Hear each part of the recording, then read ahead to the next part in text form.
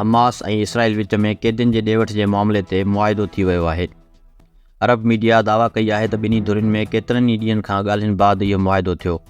Report मूजिबि ॿिन्ही धुरियुनि इन ॻाल्हि ते इतफ़ाक़ कयो आहे त इसराइली जेलनि में क़ैद फ़लस्तीनी औरतुनि ऐं ॿारनि जी आज़ादी एवज़ हमास तरफ़ां 100 यर्गमाली औरतुनि ऐं ॿारनि खे आज़ादु कयो वेंदो।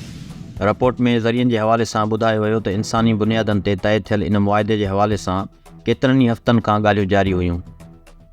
क़तर तरफ़ां केतिरनि ई हफ़्तनि खां ॿिन्ही धुरियुनि में क़ैदियुनि जे ॾे वठि जे मुआहिदे लाइ कोशिशूं कयूं पिए वयूं। ज़रियनि मूजिबि हमास जे क़ैद में 241 खां वधीक इसराइली मौजूदु आहिनि, जिन मां हिन वक़्त ताईं 4 यर्गमालियुनि खे आज़ादु कयो वियो आहे। 7 अक्टूबर खां हिन वक़्त ताईं इसराइली जारियत जे नतीजे में 11,000 खां वधीक फ़लस्तीनी शहीद थी चुका आहिनि, जिन में 4,506 ॿार बि शामिल आहिनि।